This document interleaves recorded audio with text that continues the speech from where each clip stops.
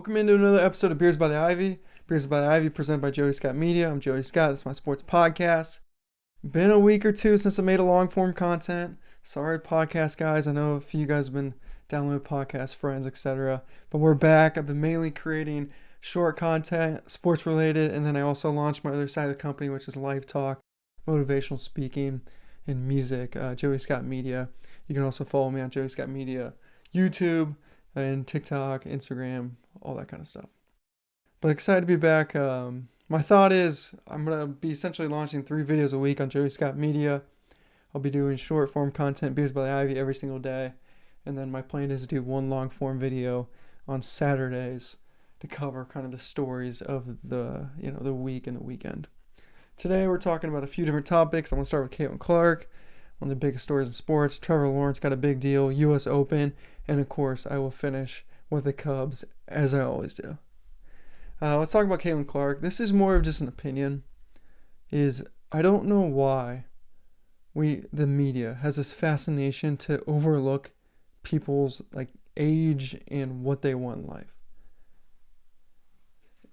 The ridiculousness to put so much weirdness in culture building topics, I'm going to say that, on this girl who's just 22 years old. Guys, she's fresh out of college. Her job skill set is to dribble a basketball and put that ball in the hoop. She doesn't need to be a rolled politician. She doesn't need to have all these opinions. She doesn't need to defend anyone. She's just a girl straight out of college with her first job. Can the media just not respect that? She probably doesn't even know where she's to live. She's probably leasing an apartment for a couple months just to get her bearings. She's got a serious boyfriend. I'm sure they're thinking about marriage and things on that plate. She's got endorsements. She's probably got a new agent, a new business. Her world is flying bajillion miles per hour. Can the media just lay off her? And for the record, she's doing great on the court, but can the media just relax? Stop trying to make self-promotion with a bunch of dumbass claims? It's every freaking day. Another thing too is the WNBA has just been an embarrassment of jealousy and nonsense. And it's disgusting and off-putting.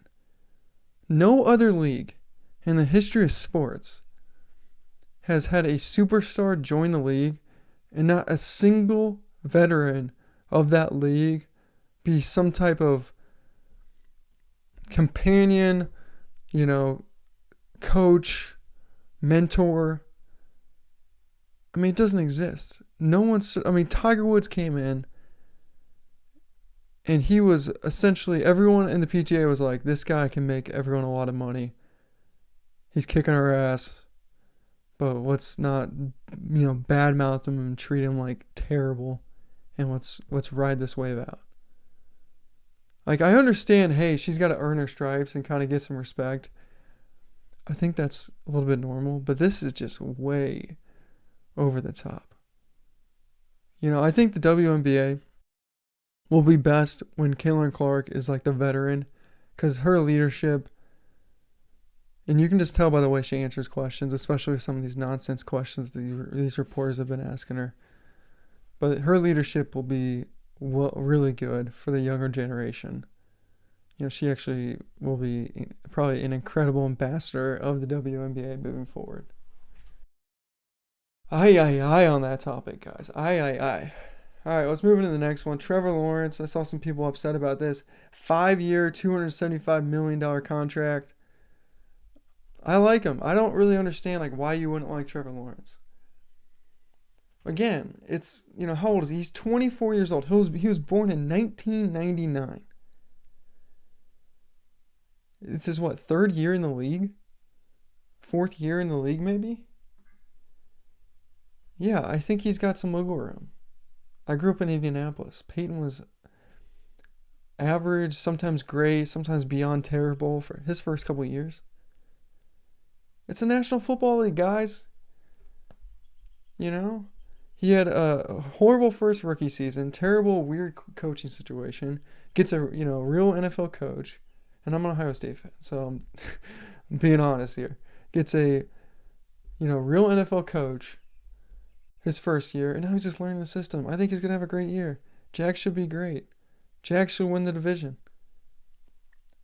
Actually, that's not true. Houston should probably win the division, but Jags should at least make the playoffs. Who else are you going to get? Who else are you going to get? I'm a big fan of Trevor Lawerence. I like his toughness. I think he's only missed one start. I think that speaks volumes.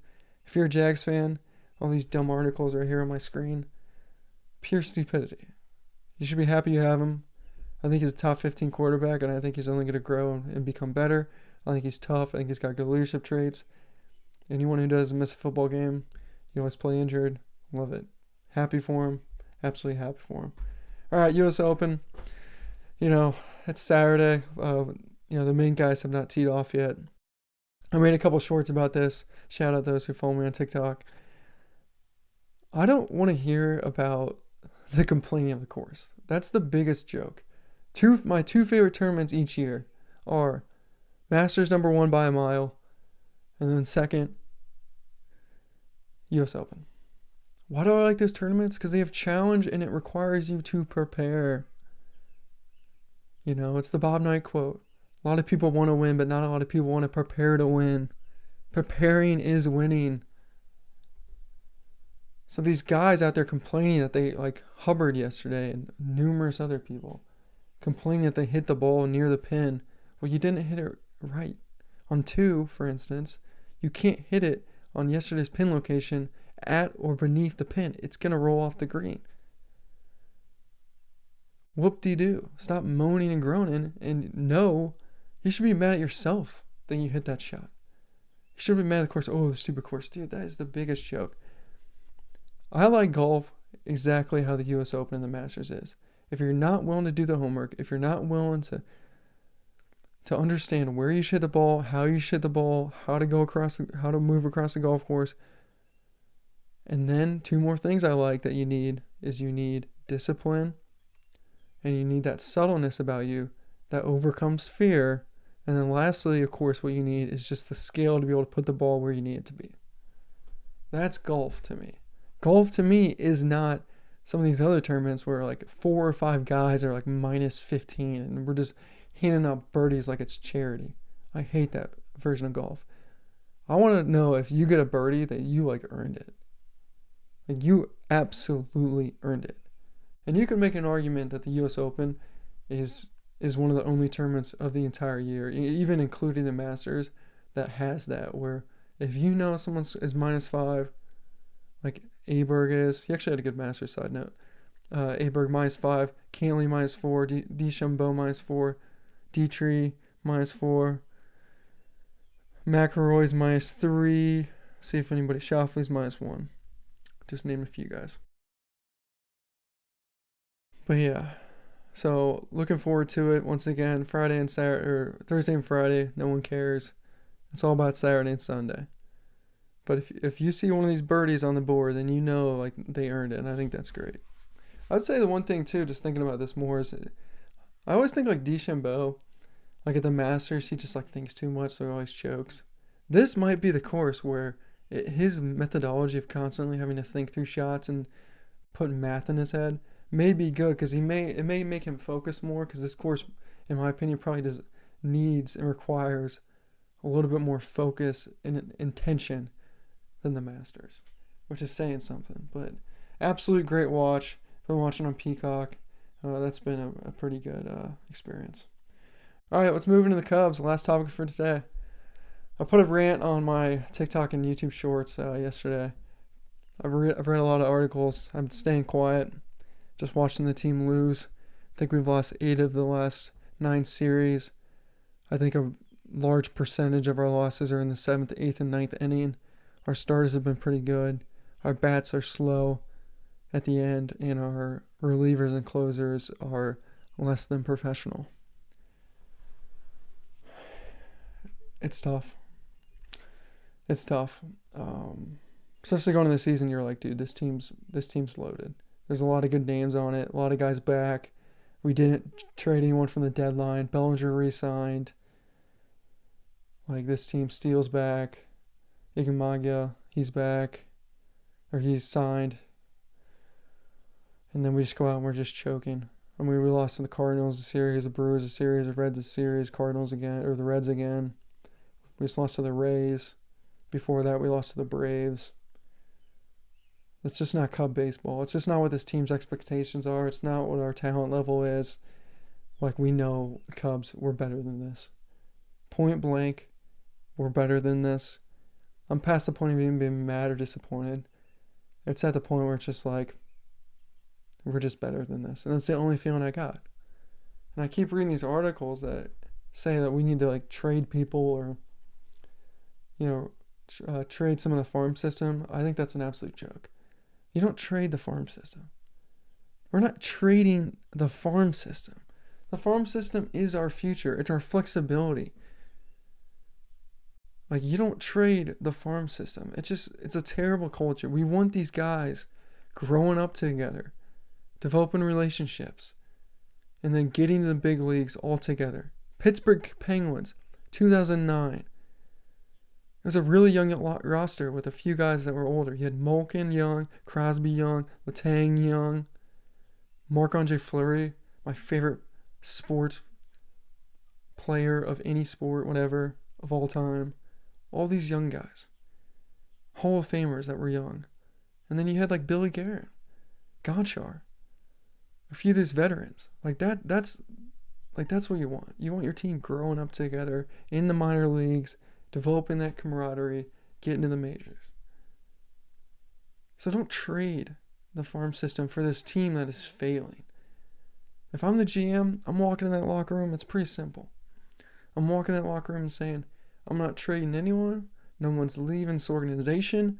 We're not bringing up anyone. What's in this room is what you have.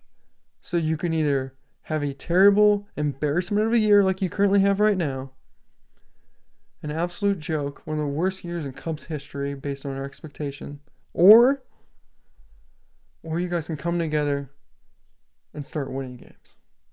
It's just that simple. But I'm not going to bail you out. Either be miserable or become winners. But it's one or the other.